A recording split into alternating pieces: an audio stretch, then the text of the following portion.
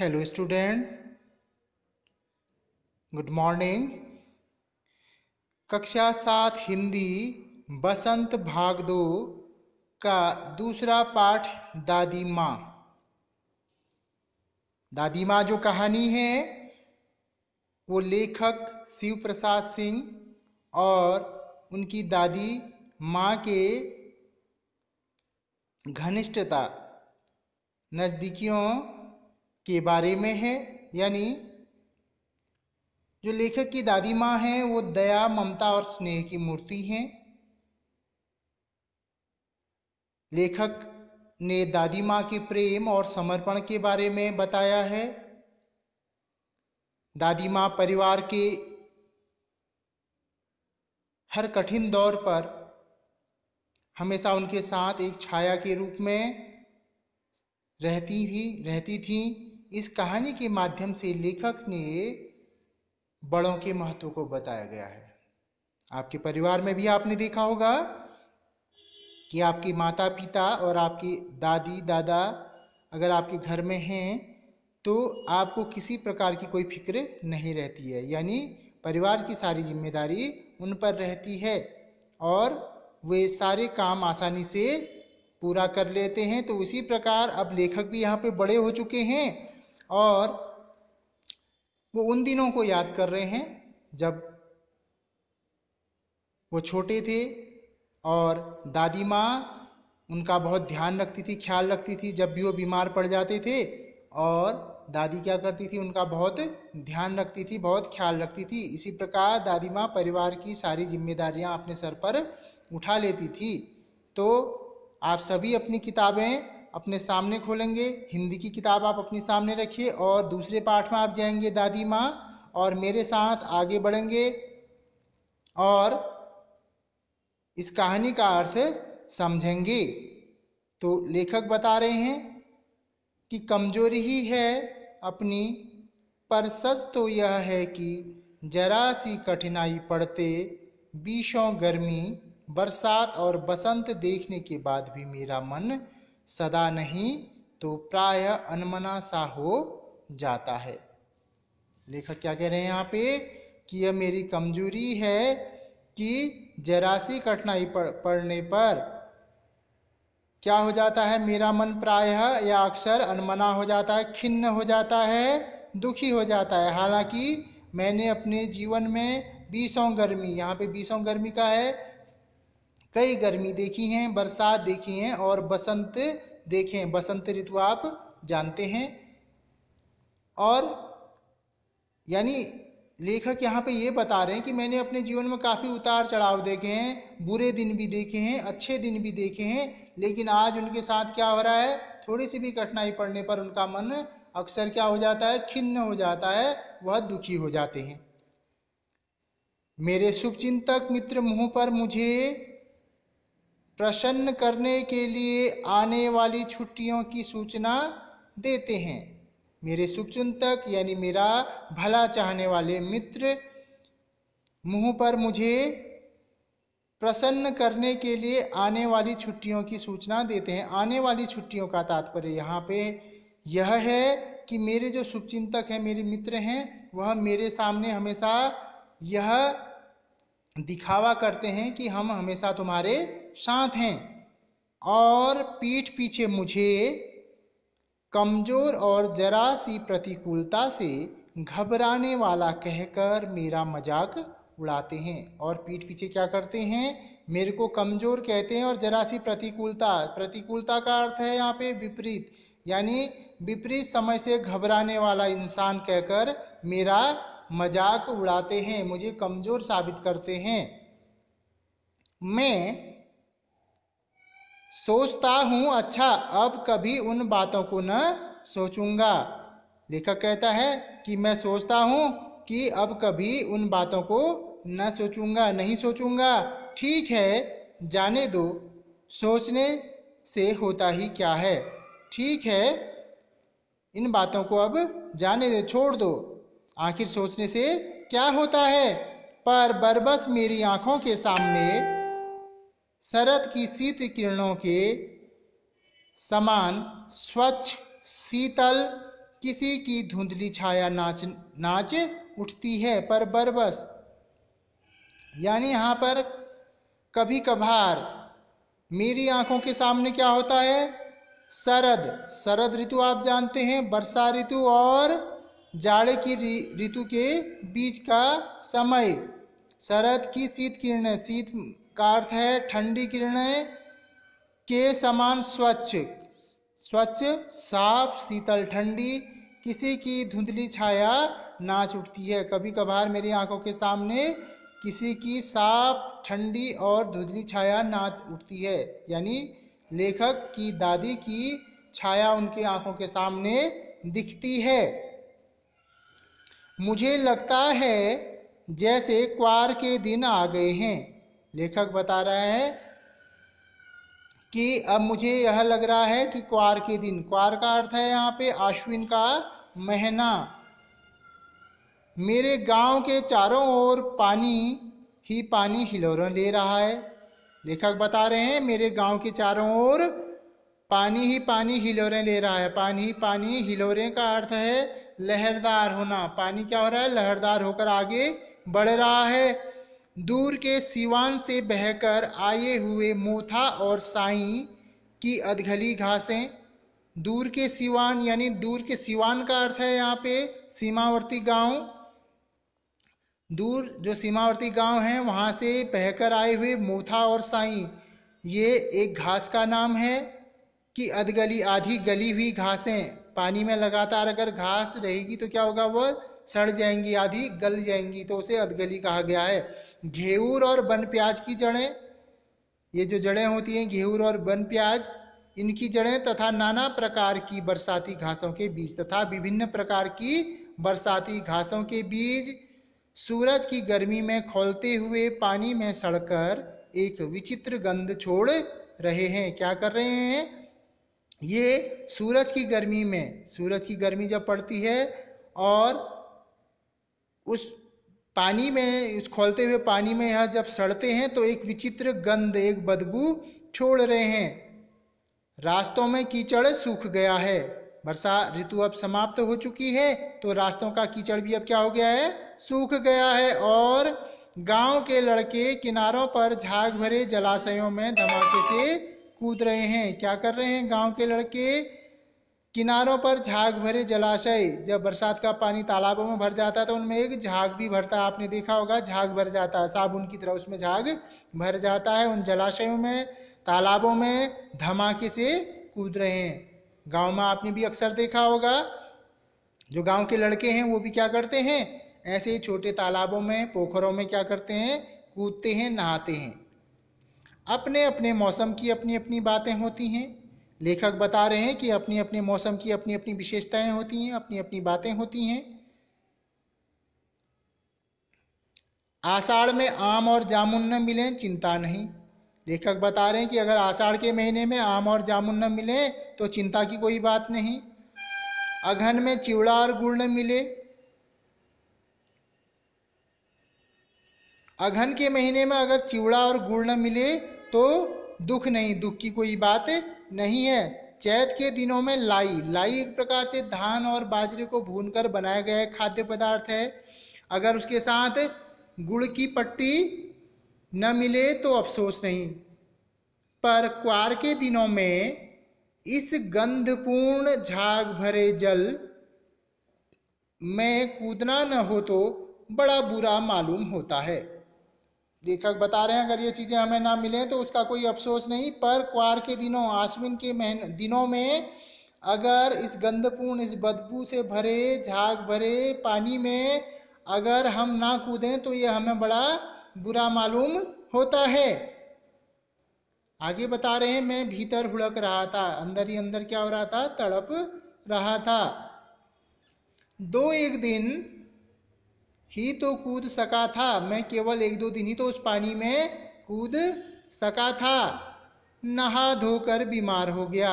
मैं जब जैसे ही मैंने उस पानी से नहाया तो मैं क्या हो गया? बीमार हो गया। हल्की बीमारी न जाने क्यों मुझे अच्छी लगती है। लेखक बता रहे हैं कि हल्की फुल्की बीमारी मुझे बहुत अच्छी लगती है। उसमें थोड़ा थोड़ा ज्वर हो, थोड़ा सा क्या हो? बुखार हो, सर में साधारण दर्द और खाने के लिए दिन भर नींबू और साबु। क्या हो? थोड़ा सा बुखार हो, सर में साधारण सा दर्द हो और खाने के लिए क्या मिले? दिन भर मुझे नींबू और साबु। साबु एक प्रकार का भोजन है। लेकिन इस बार ऐसी चीज नहीं थी। लेकिन लेखक बता रहे हैं कि इस बार जो बुखार मुझे था वो ऐसा बुखार नहीं था। ज्वर जो चढ़ा तो चढ़ता ही गया। जो बुखार मुझे चढ़ा, बुखार मुझे आया, वह दिन भर चढ़ता ही गया। रजाई पर रजाई और उतरा रात 12 बजे के बाद। रजाई पर रजाई डालते रहा और वह बुखार कब उतरा? रात 12 के बाद। अब आगे बढ़ते हैं। दिन में मैं चादर लपेटे सोया था। अब लेखक बता रहे हैं कि दिन में मैं चादर लपेटे हुए सोया था। अगले दिन दादी माँ आई, शायद नहाकर आई थी उसी झाग वाले जल में। शायद दादी भी उसी झाग वाले जल में नहाकर आई थी।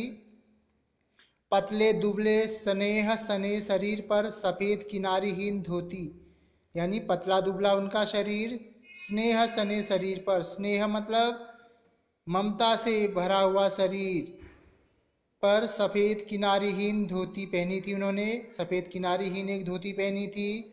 सन से सफेद बालों के सिरों पर सद्य टपके हुए जल की शीतलता, यानी उनके सफेद बालों के सिरों पर क्या था? सद्य, यानी सद्य का अर्थ यहाँ पे है शीघ्र। जैसे उसी समय उनके बालों से पानी टपक रहा हो और वह हमें क्या, ठंडी शीतलता हमें क्या कर रहा हो? प्रदान कर रहा हो, ऐसा प्रतीत हो रहा था।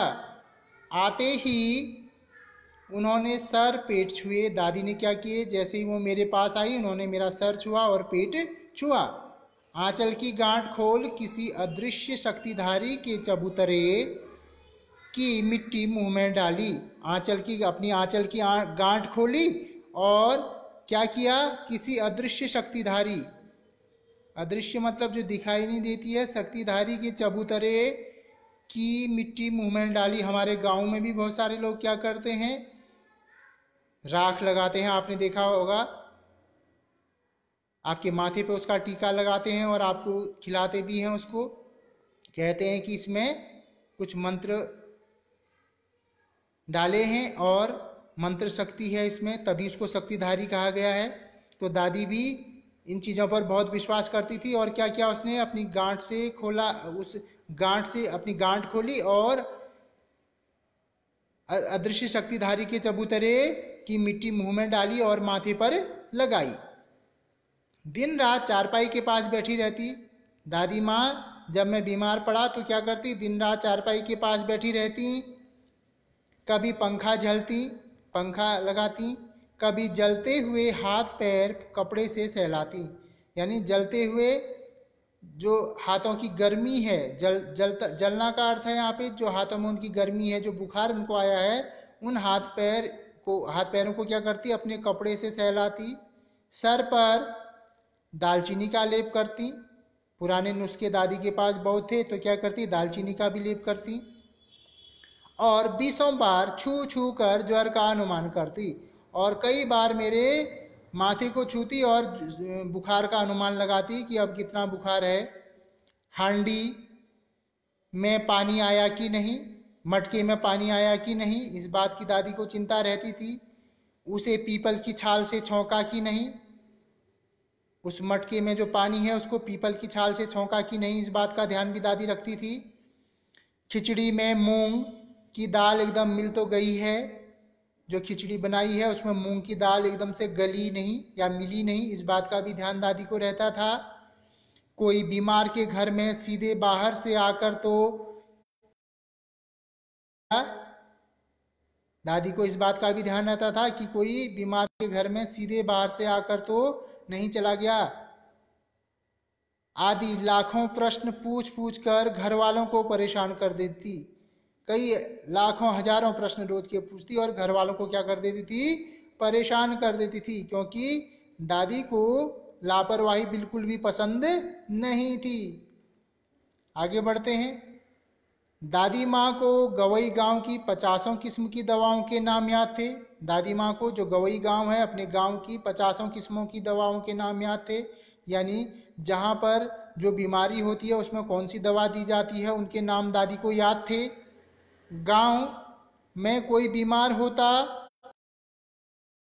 और वहां भी वही काम, अगर गांव में कोई बीमार हो जाता था तो क्या करती, उस इंसान के पास पहुंचती, उस व्यक्ति के पास पहुंचती और वहां भी वही काम करती थी। क्या काम करती थी? उनका हाथ छूना यानी बुखार का अनुमान लगाना, माथा छूना, पेट छूना, फिर भूत से लेकर मलेरिया, सरसाम, निमोनिया तक का अनुमान विश्वास के साथ सुनाती। दादी को इतना विश्वास था कि इसको कौन सी बीमारी है, यानी अगर किसी को भूत प्रेत लग गया है उसका भी दादी को अंदाज रहता था। मलेरिया का भी अनुमान था। मलेरिया आप जानते हैं कि इसमें शरीर में कपकपी के साथ बुखार आता है, और सरसाम भी एक ऐसी बीमारी है जिसमें भी कपकपी के साथ बुखार आता है। निमोनिया आप जानते ही हैं, इसमें भी बुखार और खांसी होती है।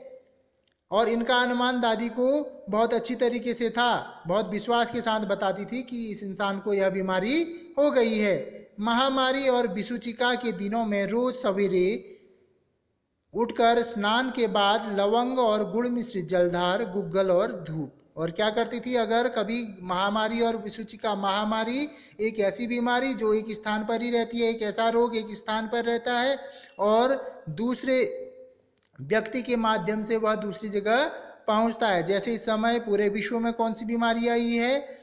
कोरोना आई है। कोरोना जो चीन के वुहान शहर से शुरू हुई थी और आज पूरे विश्व में इसने त्राही त्राही मचाई हुई है, तो इसे हम महामारी कहेंगे। और विसूचिका यानी हैजा आप जानते हैं, जिसमें लगातार पेचिश लगते हैं, दस्त लगते रहते हैं, के दिनों में रोज सवेरे दादी उठकर क्या करती थी? स्नान करती थी, नहाती थी और उसके बाद लवंग, लौंग और गुड़ मिश्रित, गुड़ मिलाया हुआ जलधार, गुड़ मिलाया हुआ पानी, इसका उपयोग करती थी। गुग्गल आप जानते हैं, एक प्रकार का गोंद होता है जिसकी सुगंध का इस्तेमाल हवन सामग्री में किया जाता है। और धूप आपको पता ही है, जो आप अपने घर में मंदिरों में रोज जलाते हैं। तो इनका उपयोग दादी माँ महामारी और विसूचिका के दिनों में रोज सवेरे नहा धोकर करती थी। सफाई कोई उनसे सीख ले। दादी माँ इतनी सफाई करती थी कि सफाई कोई उनसे सीख ले। दवा में देर होती, मिश्री चादर या गिलाफ नहीं बदले जाते तो वे जैसे पागल हो जाती। दादी अगर दवा में देर हो जाती, मिश्री या शहद खत्म हो जाता, चादर या गिलाफ यानी तकिए के कवर या खोल अगर नहीं बदले जाते तो दादी क्या हो जाती थी? पागल हो जाती थी, बहुत गुस्से में हो जाती थी। बुखार तो मुझे अब भी आता है, बुखार तो मुझे आज भी आता है। हल्का फुल्का बुखार तो क्या हो जाता है, उसमें नौकर पानी दे जाता है। मैस महाराज जो खाना बनाते हैं उसको मैस महाराज कहा जाता है। मैस का अर्थ है यहाँ पे खाना पकाने वाली जगह। अपने मन से पकाकर खिचड़ी या साबू दे जाता। जब भी आज मैं बीमार होता हूँ तो मैस महाराज मुझे क्या करते हैं, अपने मन से मुझे खिचड़ी या साबू पकाकर दे जाते हैं। डॉक्टर साहब आकर नाड़ी देख जाते हैं। डॉक्टर साहब अपना काम करते हैं, अपनी मेरी नाड़ी देख जाते हैं। और कुनैन मिक्सचर की शीशी की तिताई के डर से बुखार भी भाग जाता है। और कुनैन जो कि एक मलेरिया की दवाई है, यह बहुत कड़वी होती है। इसकी शीशी की तिताई यानी कड़वाहट से डर से बुखार भाग जाता है। अगर ये कुनैन की शीशी मैंने देख ली तो उससे क्या हो जाता है, स्वतः ही बुखार भाग जाता है, क्योंकि यह पीने में बहुत कड़वी होती है। पर न जाने क्यों इसे बुखार को बुलाने का जी नहीं होता। लेकिन अब यहाँ पे लेखक का कहने का अर्थ है, अब मुझे न जाने क्यों बुखार आना पसंद नहीं है, अब मेरा मन नहीं करता है कि मुझे बुखार आए। अब आगे बढ़ते हैं। किशन भैया की शादी ठीक हुई। दादी माँ के उत्साह और आनंद का क्या कहना, दिन भर गायब रहती। मेरे बड़े भाई किशन भैया की शादी हुई तो दादी माँ के उत्साह और आनंद यानी उनके जोश और आनंद की कोई सीमा नहीं थी। वह दिन भर गायब रहती, काम में व्यस्त रहती। सारा घर जैसे उन्होंने सर पर उठा लिया हो, मान लिया मानो जैसे उन्होंने सारा घर क्या है अपने सिर पर उठा लिया हो, सारे सर की जिम्मेदारी मानो उनके सर पर हो। पड़ोसी ना आती, उनकी पड़ोसी ना आती थी। बहुत बुलाने पर दादी माँ जाती, बहुत आग्रह करने पर दादी माँ जाती। बहन बुरा न मानना, कार परोजन का घर ठहरा। दादी माँ क्या कहती थी कि बहन बुरा न मानना, अगर मैं नहीं भी आ पाती हूँ या मुझे आने में देरी होती है तो आप मेरी बात का बुरा न मानना। यह अपने पड़ोसियों से कहती। कार परोजन, कार परोजन एक यहाँ पे स्थानिक शब्द है, लेकिन इसका अगर अर्थ यहाँ पे देखा जाए तो एक ऐसा पारिवारिक उत्सव जहाँ पे अपने मित्र और सगे संबंधियों की उपस्थिति होना आवश्यक है। और यहाँ पे कार परोजन का अर्थ है एक स्थानिक शब्द के रूप में। मेरा कार परोजन का घर ठहरा, यानी जो मेरा घर है यहाँ पर लगातार कामकाज होते रहते हैं। एक काम अपने हाथ से न करूं तो होने वाला नहीं। अगर मैं किसी भी काम को अपने हाथ से नहीं करूं तो वह पूरा नहीं हो पाता है। जानने को यूं सभी जानते थे कि दादी माँ कुछ नहीं करती। जानने वाले लोग यह सब जानते थे कि दादी माँ तो कुछ काम करती नहीं है, सिर्फ मुंह से बोलती रहती हैं। पर किसी काम में उनकी अनुपस्थिति वस्तुतः विलंब का कारण बन जाती। लेकिन अगर किसी काम में उनको पहुंचने में देरी हो जाती या वो वहां पहुंच नहीं पाती थी तो वस्तुतः असल में विलंब का कारण बन जाती। अगर दादी माँ वहां पे कुछ काम नहीं भी करती थी, अगर वो पहुंचती नहीं थी उस काम को करने में, तो उसमें इस काम में क्या हो जाती थी, देरी हो जाती थी। क्योंकि दादी माँ अपने हाथ से तो कोई काम करती नहीं थी, केवल अपने मुंह से बोलती थी। उनको सब पता रहता था कि किस समय क्या काम करना है और कैसे करना है। उन्हीं दिनों की बात है। एक दिन दोपहर को मैं घर लौटा। लेखक बता रहे हैं कि एक दिन की बात है, मैं दोपहर को जब अपने घर लौटा, बाहरी निक्षार में दादी माँ किसी पर बिगड़ रही थी। मैंने देखा बाहरी निक्षार भी एक स्थानिक शब्द है, यानी बाहरी आंगन में दादी माँ किसी पर बिगड़ रही थी, नाराज हो रही थी। देखा पास के कोने में दुबकी रामी की चाची खड़ी है। मैंने देखा वहां कोने पे एक